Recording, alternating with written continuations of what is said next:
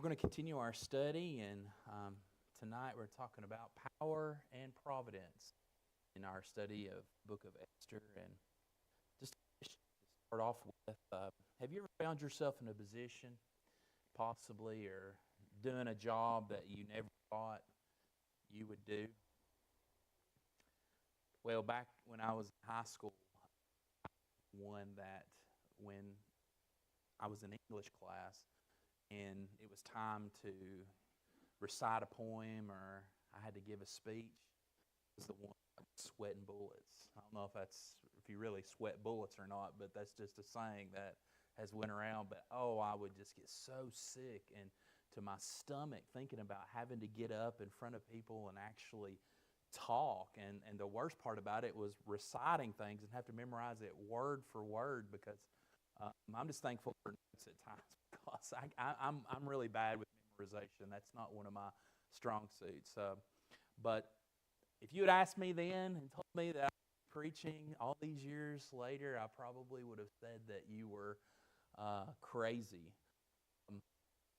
But God places us in positions that we feel oftentimes unqualified for. And that's the beauty of people that have flaws in their life, people that are not perfect to accomplish His will. Looking back at it, it's interesting to see how people from various backgrounds came to power. Think about this. In the 1970s, we're all familiar with Jimmy Carter, who was a peanut farmer, who became president of the United States. And then a few years later, Ronald Reagan became president, which I believe is arguably one of the best presidents that the nation has ever seen, became the next president. But as you look at these two individuals, they came from two vastly different backgrounds, yet both occupied the same office of being President of the United States. And the Bible tells us it is God who raises people to positions of prominence and allows them to be in power. And we've seen this throughout history. Now, let's get back to our story of what we were talking about last week. The last time we saw and we're talking about Esther and Mordecai, God had moved them into key, important positions within this story. Esther as the queen, and Mordecai as an important attendant in the king's court. And even though they may not have understood what was happening around them at the moment, God had all this working behind the scenes. He was working out His purpose and His plan through both of these important characters. Now, tonight we're going to examine how God's providential guidance will allow Esther and Mordecai to have influence over people they would have never have been close to had not God placed them in the current positions. See, God places us in certain situations to accomplish His will and to accomplish His purpose. Oftentimes we can ask, why me, God? Why this situation? But God has all that out. He works out all the details, and it's all to bring Him honor and glory like we know. So first of all tonight, let's look at this, positioning for power. Now here we are introduced to a new character. A new character has walked out onto the stage that the audience is now introduced to, and this character's name is Haman. Now, let's talk about Haman just for a couple minutes here. Haman, first of all, is promoted. Now, since a wicked king was ruling, you have King Xerxes, King Ahasuerus, he's ruling. Other wicked individuals are going to try to gain favor with this king. If you got somebody wicked that's ruling and you got someone else with wicked thoughts, it just kind of goes hand in hand together, and something bad is going to come out of this. Now, throughout this story, no one tried harder to gain the king's favor other than Haman. Haman's efforts were successful. He was good at what he was trying to do. And what is that? Be deceitful. He was trying to get his way. And what happened? with him being deceitful, wanting to get his way, the king promoted Haman. Okay? He put him into this position. Now look with me at verses 1 through 2 of Esther chapter number 3. After these things did King Ahasuerus promote Haman, the son of Hammedatha, the Agagite, the advanced him and set his seat above all the princes that were with him. I mean, set him up above the princes. I mean, this guy, he just had a sly way of talking. You ever met someone that's just really slick about what they do and how they go about it? And they seem like they can just smooth things over. They can make it seem like it's okay. Everything's going to be all right. I see Haman trying to be like this. He's just a deceitful individual. But verse number 2 says, and all the king's servants that were in the king's gate bowed and reverenced Haman. For the king had so commanded concerning him, but Mordecai bowed not, nor did him reverence. Now, let's look at his ancestry. Now, the Bible makes special mention of Haman's ancestry, specifically that he was the son of Hammedatha, the Agagite. This is relevant to Mordecai, a descendant of King Saul. This is very important because the Agagites were the descendants of King Agag. Agag was king of the Amalekites when God had ordered Saul to destroy the Amalekites. But Saul disobeyed and spared Agag. Now, Haman, a descendant of Agag, hated the Jews. See where this is going? He hated the Jews, and he would soon set his sights on destroying the Jewish nation. Now, we're going to find out later, he didn't want to just destroy them. He wanted to rub their noses in the dirt. He wanted them eliminated. He wanted them completely destroyed. Now, let's not only look at his ancestry, but let's look at his advancement. This is Haman. The text tells us that the king set Haman's seat above all the princes that were with him. Now, this promotion seems, I think, a little bit possibly misdirected.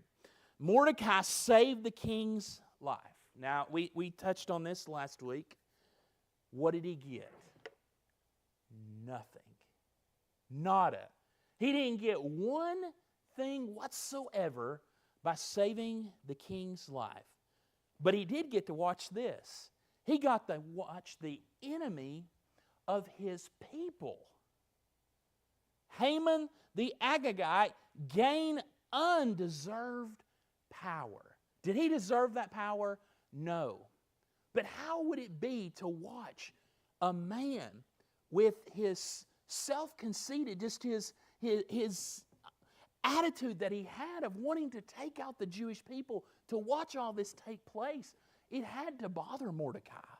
It had to really just concern him. Ever heard this non-biblical proverb, no good deed goes unpunished? And there's days where that can often feel very true. Very true. Mordecai did good. He did. He did exactly what he was supposed to do. But he got no reward except to see his enemy promoted. You know, it's oftentimes in the world I get asked the question, why does it seem like this old world, it seems like the bad prospers, but the good just doesn't really go anywhere? Well, you know why that happens is because we live in a broken world. We live in a world that has been a mess ever since the sin in the Garden of Eden. It's been a mess. It has. But here we see that Haman manipulated the king. Remember, he's sly. He's very much a sly individual, is trying to get his way, and he manipulates the king through bribery. Now, we're not going to read verses 8 through 9 right now because I'm going to talk about this in a little bit as well as we get more into this. But as we look, Haman offered the king 10,000 talents of silver, the equivalent of 375 tons of silver. Now, here in a short while, I'm going to give you the equivalent of what that would be today. I'm going to leave you out there on the diving board, okay? Wonder what we're going to do, all right? Leaving you out there. So some scholars believe the king was in a bad financial position. why was he in a bad financial position at this time? Well, many commentators believe it was due to the failed campaigns that he had against the Greeks. And Haman very well knew about this. And what happens when someone sees a weakness? They jump at it. And he knew what he needed to do to gain the king's favor. He knew what he had to do in order to get the king to side with him. So Haman very well could have known the king's financial woes as the perfect opportunity to get a promotion. And my question would be, how in the world did Haman come up with all this money that he had? I don't know, maybe he deceived a lot of people in his life. Very possibly could have. So we come to this story and then we see something happen. Mordecai refuses to bow. So what happens here in verse number 2? It says, and all the king's servants that were in the king's gate bowed and reverenced Haman. So as Haman walked in, he had this favor that was placed over him by King Xerxes. And now we see that he walks in and everybody's bowing and reverencing him. So you got this guy that's really slick, he's sly, he's deceiving.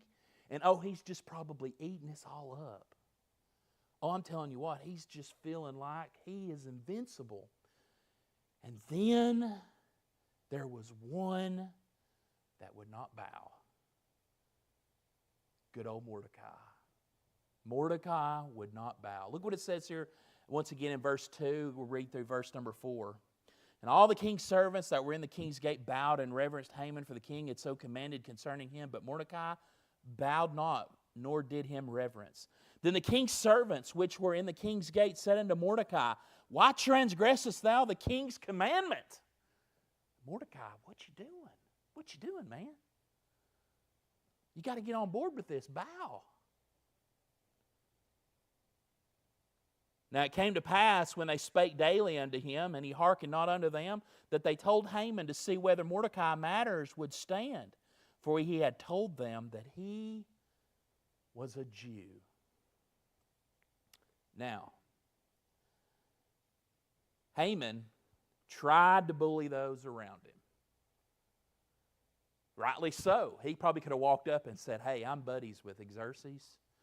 And guess what? If you don't bow, you're out or you're dead. And they would have had to have listened, and they would have had to have reverenced. Whether they liked him or not, that wasn't the case. They had to bow and worship. This was a commandment from the king here. But let's first of all look here at Mordecai's disobedience. Why did Mordecai refuse? Now, it's very obvious that this is part of the story. But the Bible doesn't tell us really Mordecai's motive. It's not there specifically about why he didn't bow. But it could be out of obedience to God's law or aversion to Haman as the enemy of Israel. Okay? Or a combination of both. It could be this. Look what it says here in Exodus 20, verse number 5. Maybe Mordecai remembered this. Thou shalt not bow down thyself to them, nor serve them, for I, the Lord thy God, am a jealous God, visiting the iniquity of the fathers upon the children of the third, fourth generation of them that hate me. Maybe quite, and this is just a big maybe, a hypothetical here, because we're not told.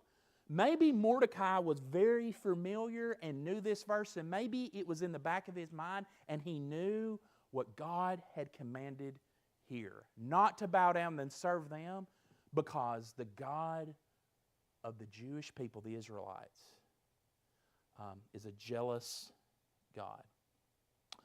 But also Mordecai may have believed that bowing to Haman would be a form of worship. Now, he could have possibly have gotten on his knees and faked it just to get out of the situation, but he wasn't going to do that. I believe Mordecai was a man of integrity.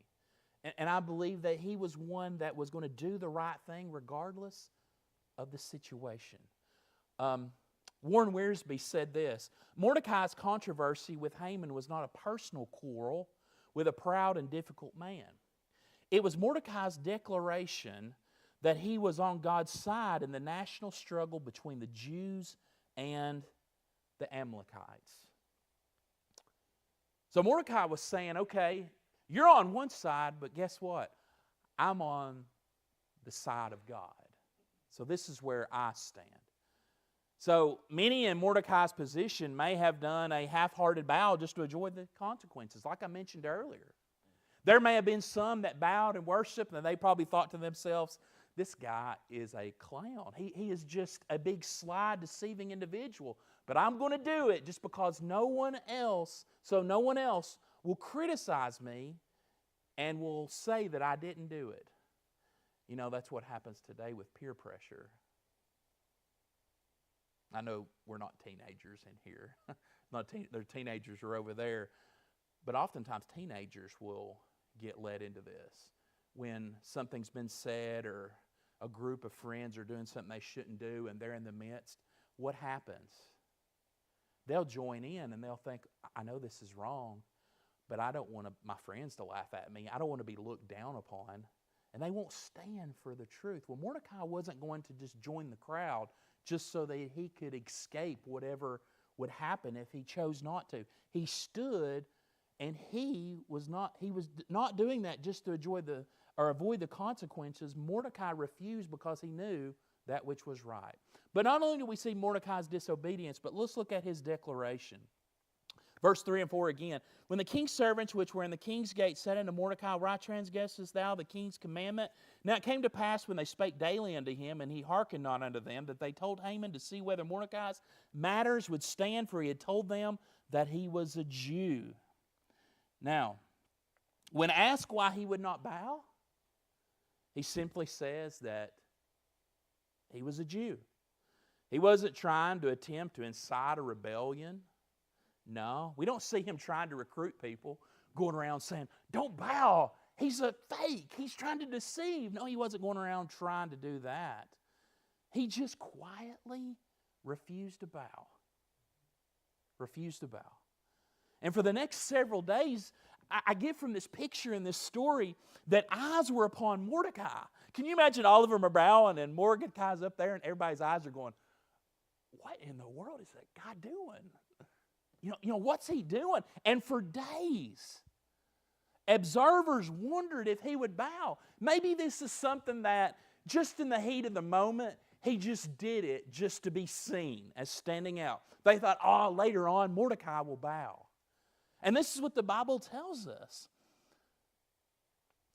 That they wondered, they asked, they thought, he'll change his mind.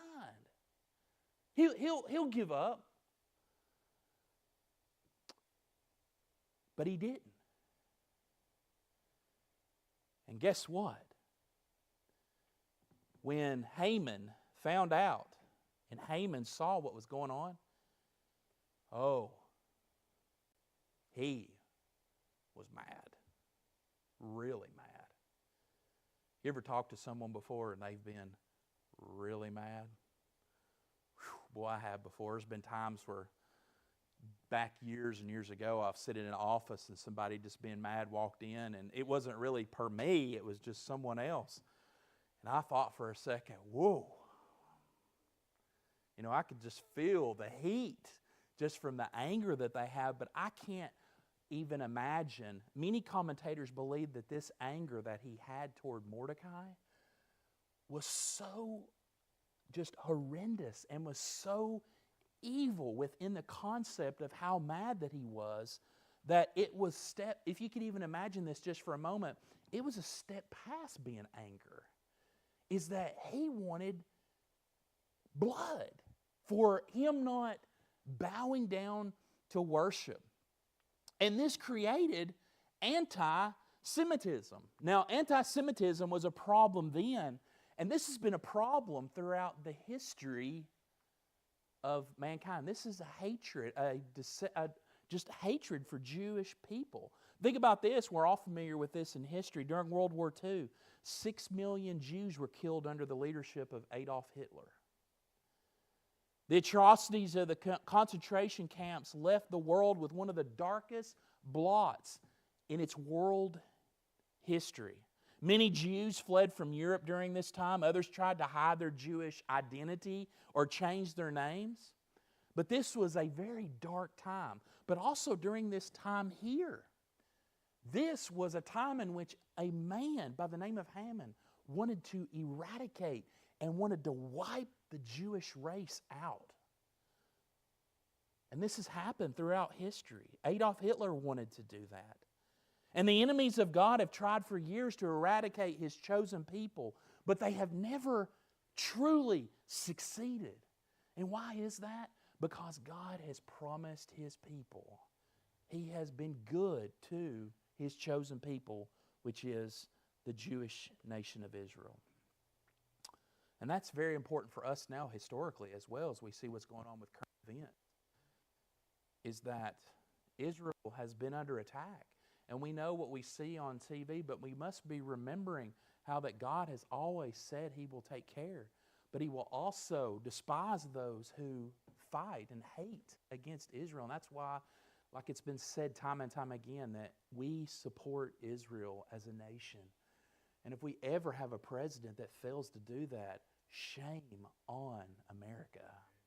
So we must always keep that in mind. So first of all, we saw the positioning for power. And second, let's look at the plot of Haman. Now Haman wanted vengeance, but that was not enough. He wanted to eradicate all the Jews. Why? Why did he want to eradicate all these people? They weren't the ones who was doing this to him. Mordecai was the one that would not bow. But what it says here in verses 5 through 6. And when Haman saw that Mordecai bowed not, nor did him reverence, then was Haman full of wrath.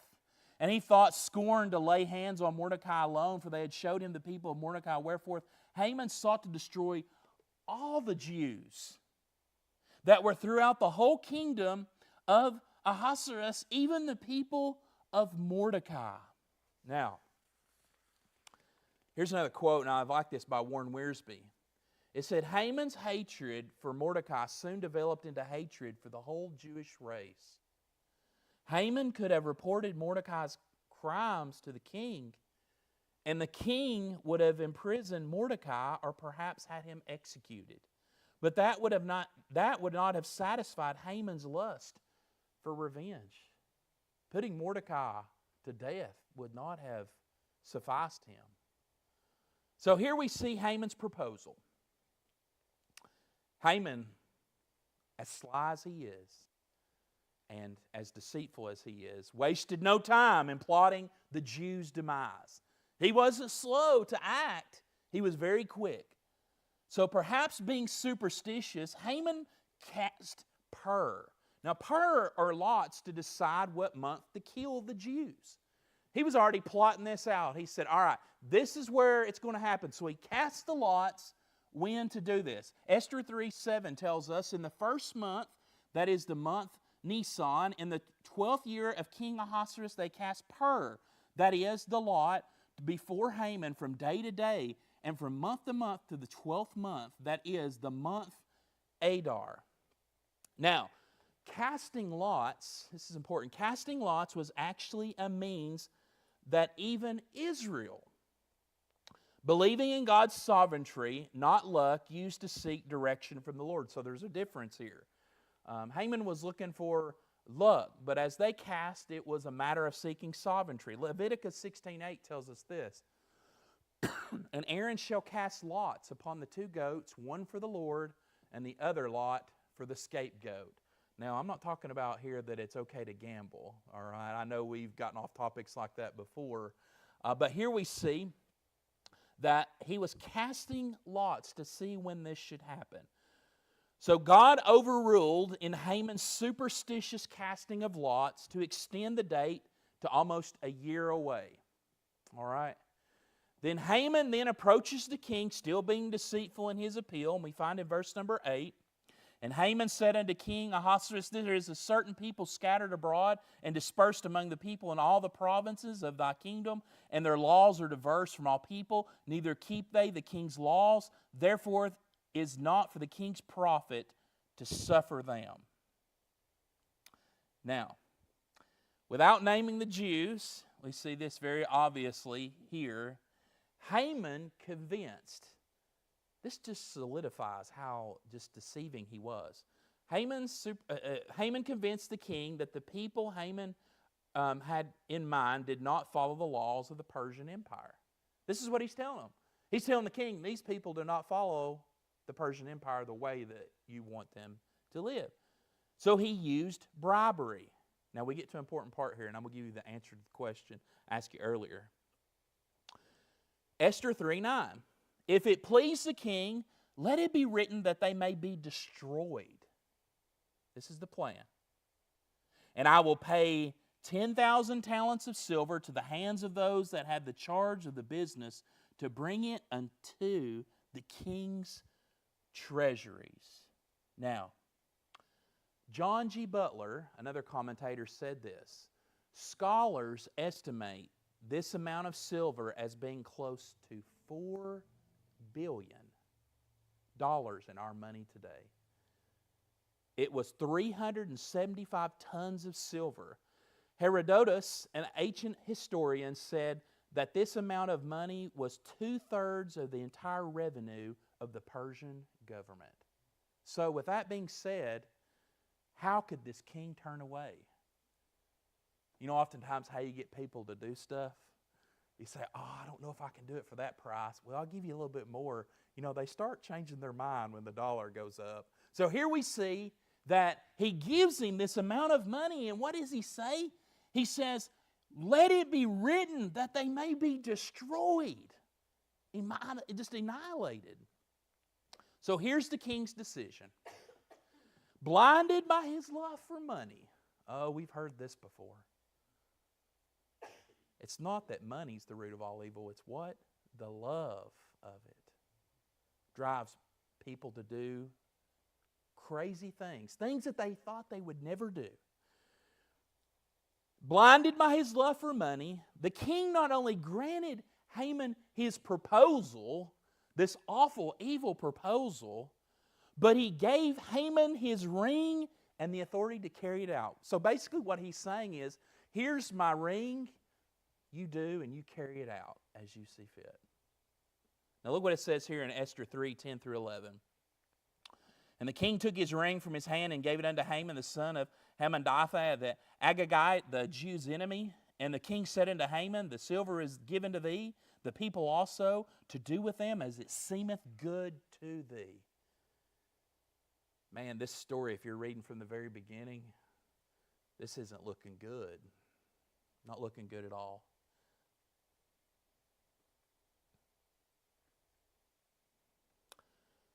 Now, we've touched on this also, that once a king signed a law, it could not be altered or rescinded.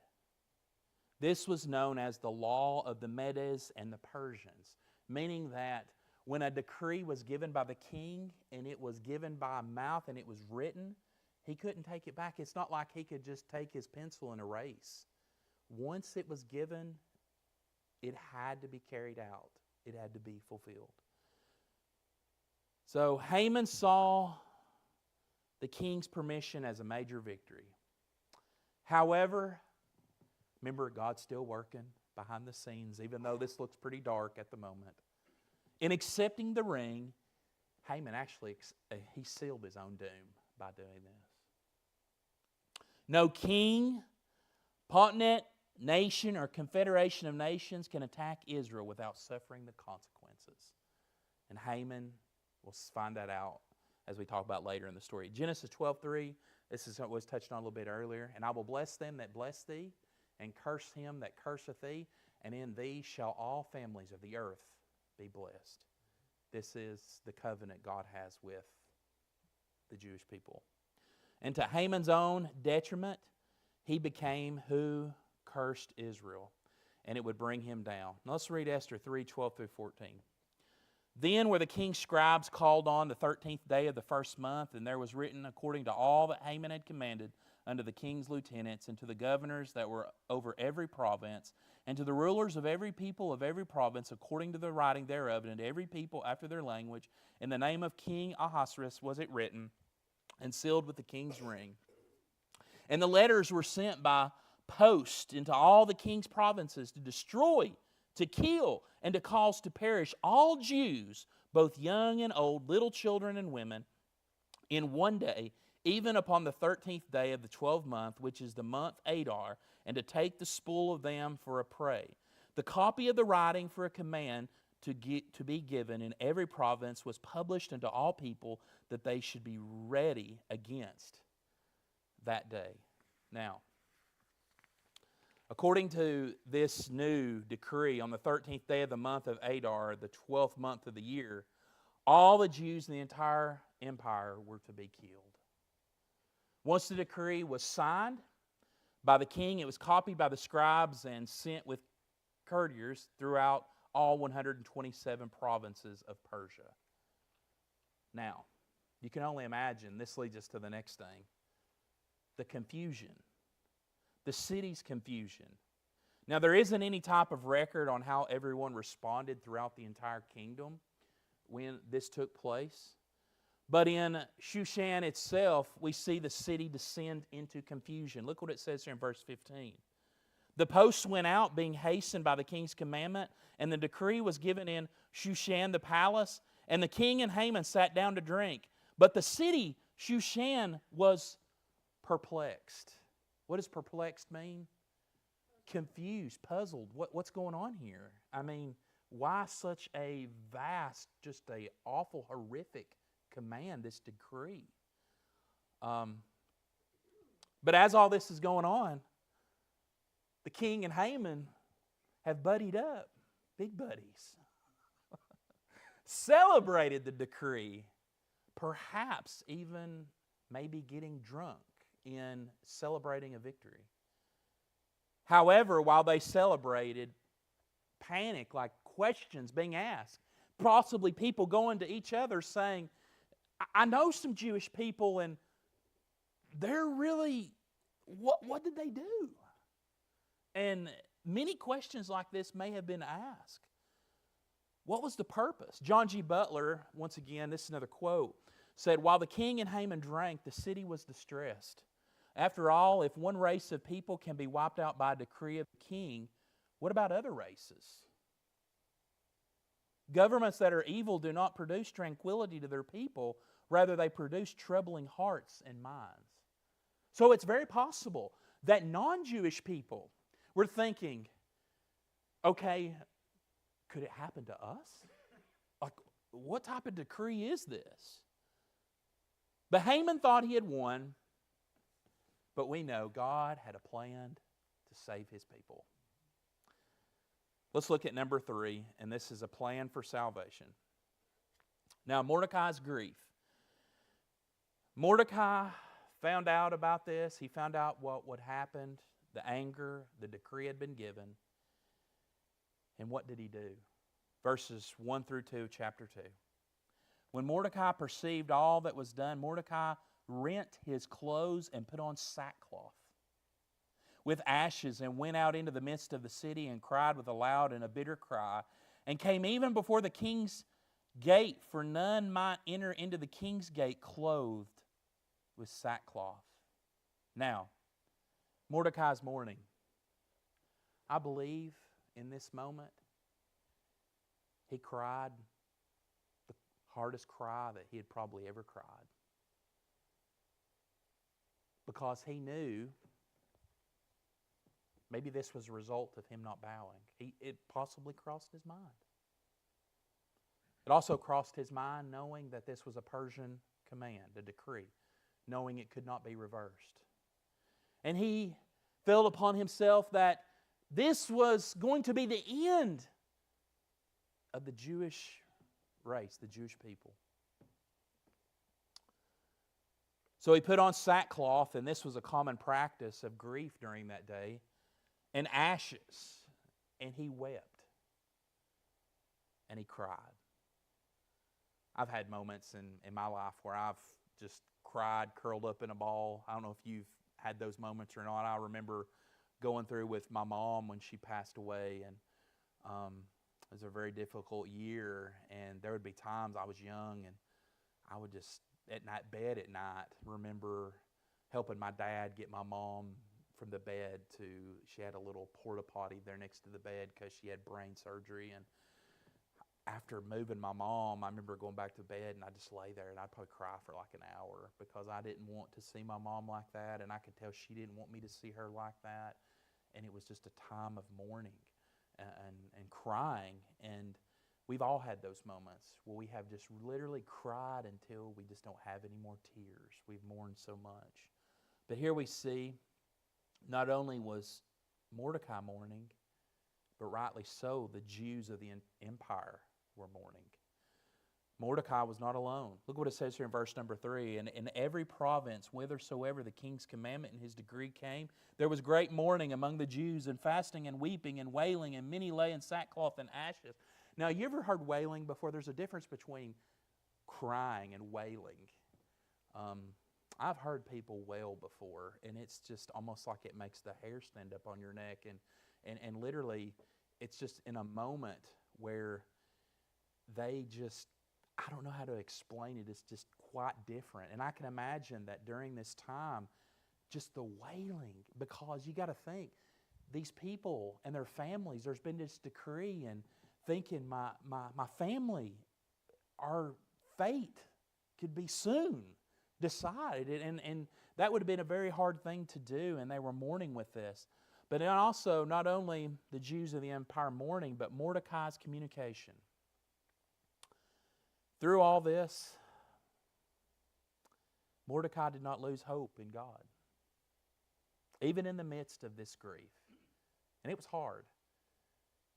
It's easy. It's one thing to say that you believe God's going to bring you through, and there's another thing of actually like walking and acting like it, okay? Because we can say this all that we want, but even though we know God is going to bring us through, and oftentimes with illness, we see that sometimes people survive, sometimes they don't. And but whether or not they survive or they don't, if they're healed here, miraculously.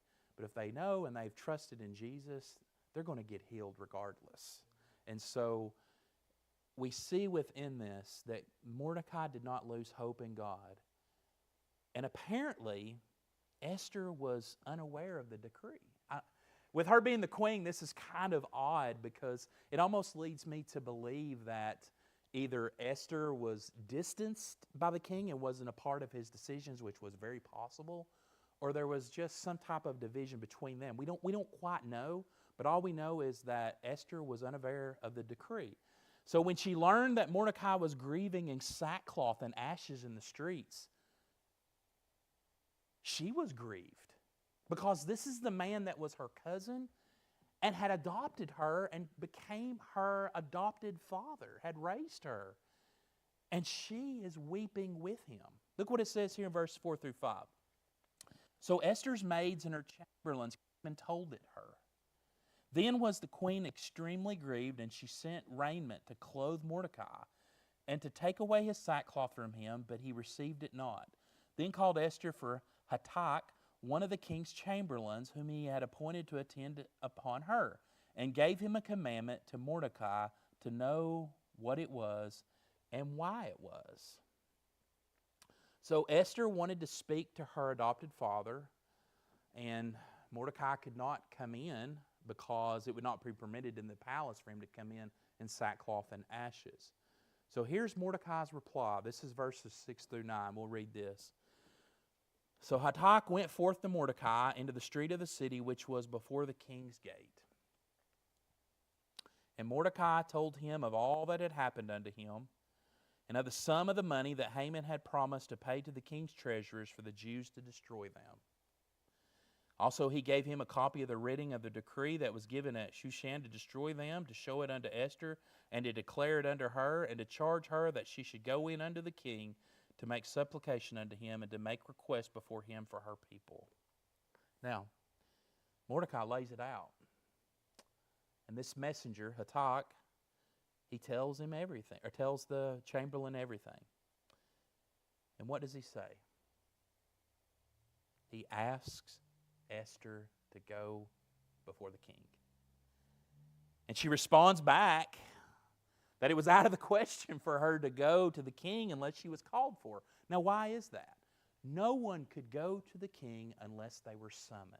To go to the king unannounced, surprise the king, was immediately 100% probably death. So look what it says here in verse 10 through 12. Again, Esther spake unto Hatach and gave him commandment unto Mordecai. All the king's servants and the people of the king's provinces do know that whosoever, whether man or woman, shall come unto the king into the inner court, who is not called, there is one law of his to put him to death, except such to whom the king shall hold out of the golden scepter, that he may live. But I have not been called to come in unto the king these 30 days. And they told to Mordecai Esther's words. Now, this was a pretty big deal. He wasn't asking Esther just to do some little simple favor. This was an important thing. Up to this point, he was asking her to do the most important thing that she's ever done in her life. Because going before the king unannounced to do this, she was putting her life on the line. She was basically risking everything to go to the king. So Mordecai's understanding. Mordecai understood Esther's predicament. He had to.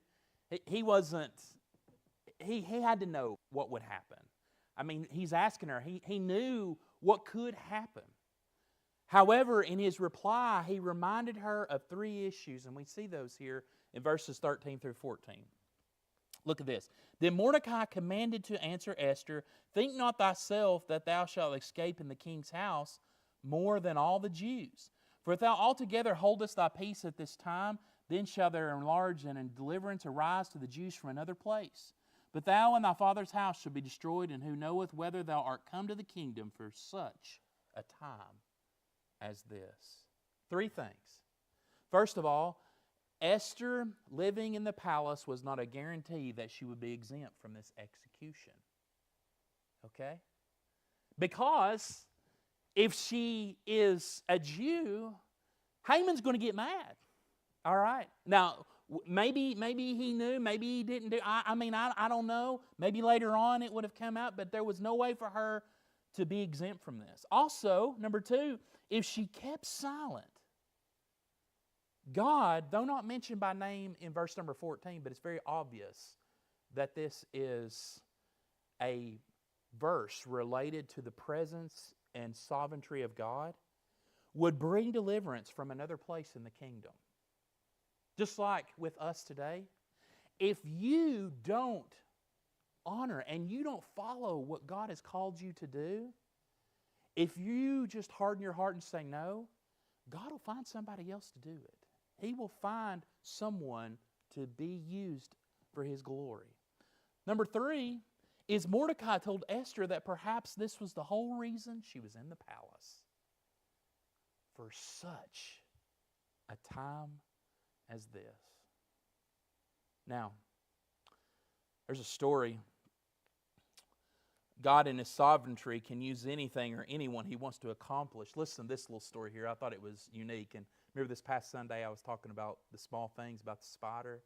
Well, I'm on a roll. I'm going to use another bug here, okay? So, Victoria of England was once on a British express train in the middle of the night. True story.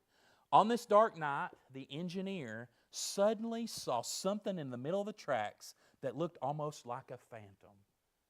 As a ghost. Thought he saw a ghost. This, of course, caused the engineer to stop the train. He saw this, it scared him so bad, he had to stop and get out and investigate. When the crewmen stepped outside to find their phantom, they did not immediately see him, but what they saw instead was far more frightening. As they stared into the fog, that foggy night, they realized that a bridge had collapsed and fallen into the water. The entire train had almost sunk. But what was the phantom that he thought he saw? It was merely just a moth that looked bigger than what it was. But to Queen Victoria, that moth was an agent sent by God. She believed that the moth was sent by God for such a time as that to protect them that night. They would have all died. Now, let's look at Esther's faith here. When Esther heard Mordecai's message, she knew what she needed to do. Verses 15 through 17. Then Esther bade them return Mordecai this answer. Go gather together all the Jews that are present in Shushan, and fast ye from me, and neither eat nor drink 3 days, night or day. Also my maidens will fast likewise, and so will I go in unto the king, which is not according to the law, and if I perish, I perish. So Mordecai went his way and did according to all that Esther had commanded him to do. Now, Esther showed her faith in 2 ways here. Number 1, faith to fast. Not only did she fast, but she requested that all the Jews in Shushan as well as her maidens fast with her for 3 days. Now, I don't know if you've ever fasted before or in prayer for something. It's a very just humbling experience if you've ever done that and something's been deep on your heart and through your mind. But also, number 2 is a faith to die. So I will go unto the king, which is not according to the law, and if I perish, I perish. She was ready to meet her death, if that's what it called for. Bible translator William Tyndale had a similar faith of courage. After his English translation of the Bible spread throughout England, King Henry VIII, Sir Thomas More, and Bishop John Stokesley all wanted him dead. William Tyndale was eventually betrayed, however, by a supposed friend and sentenced to be burned at the stake. You know what his last words were? And this is while he was dying, as he was burning. His final prayer was this: Father, open the eyes of the king. And sometimes the cost of obedience is our life, and Esther didn't know whether she would live or die. She didn't know what the end result would be, but she knew what she had to do. She knew she had to be the person that went, and we can see God's finger here on this story and how all this is transpiring. However, she did know the Lord wanted her to obey Him regardless of the outcome. And then isn't that also what we're required to do? Required to do is to live a life of faith, taking a step of obedience even when we don't know what the result may be. This will be the last verse that we read here. This is 2 Corinthians 5, 6 through 8. Therefore, we are always confident, knowing that while we are at home in the body, we are absent from the Lord. For we walk by faith and not by sight. Now, we are confident, I say, and willing rather to be absent from the body and to be present with the Lord. Now, something important here. There's people who have had their lives taken and have stood up for the Lord. If you remember, I was in high school in 1999 when the Columbine shootings happened, and there was 2 girls, if I can remember their names, Cassie Bernal and Rachel Scott, I believe. They were 2 girls that had books written after them about when the shooters in the school had their guns pointed at them. They asked them if they believed in God, and they both said yes, and as soon as they did, they were assassinated, they were killed. And so, oftentimes, a life can be asked and required. Is that going to happen to everybody? No. Is it going to happen to some? Very likely. And the thing is that we're just called to live a life and walk in faith. And I believe in this moment, Esther knew the risk. She knew what could happen, but she knew regardless of what happened, she was going to honor God. And this is very obvious through the end of this here in chapter number 4 and what she was going to do. Any questions? We'll stop there for tonight. Anything that kind of caught your attention? I still just amazed. Where did Haman get this money? I mean, he must have went to the casino or something and won it all. I mean, that's a lot of money to offer. Um, yes, a lot. Yeah, yeah, probably. I mean, maybe the Amalekites. Remember, we talked about the how that King Xerxes got his money was from conquering. Maybe, very likely, over time he'd have accumulated that, but that's a lot to accumulate. That's one question I've got as I think about this story: is where did this come from? I mean, $4 billion would be the equivalent today, and $4 billion.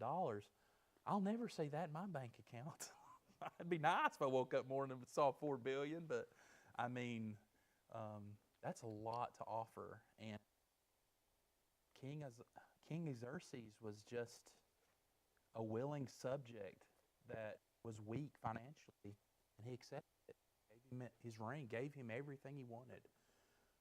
So it's just sad today to see and to know. Speaking about politics, I don't really talk about politics a lot, but to know that oftentimes money will get people to do stuff, even when it's not right. And so we've seen that in the history of our own country. So something to consider there, look at, part of the story.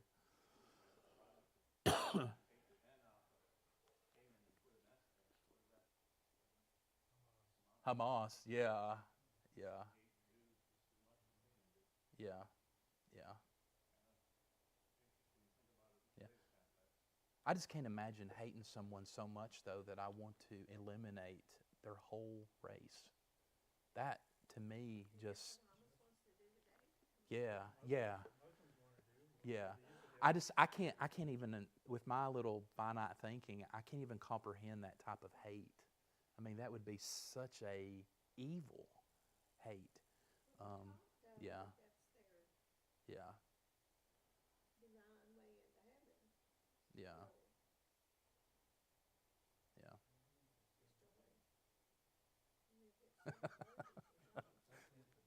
That's right. Yeah, yeah. Any other thoughts on this?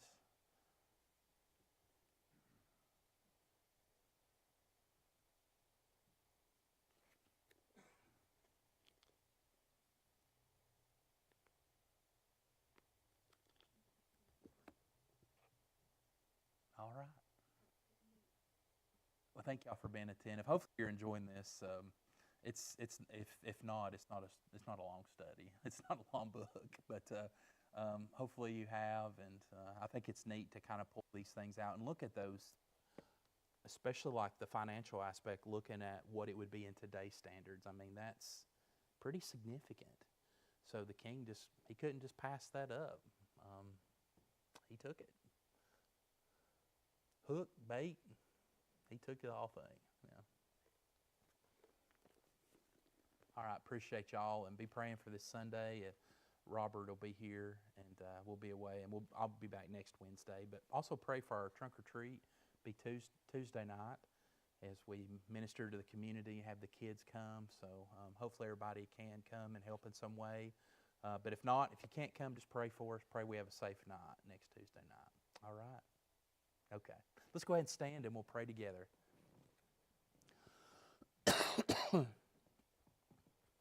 Father, we love you. Thank you for this opportunity to be here tonight. Thank you for this study. Thank you for the opportunity to look deeper into Scripture and just find some historical nuggets that are there, and just look at the context of the story and look at things today that are going on that are like mirror images of things that were going on within this biblical text. And Father, we just thank you so much for this privilege to do that. And we pray for safety as we travel home.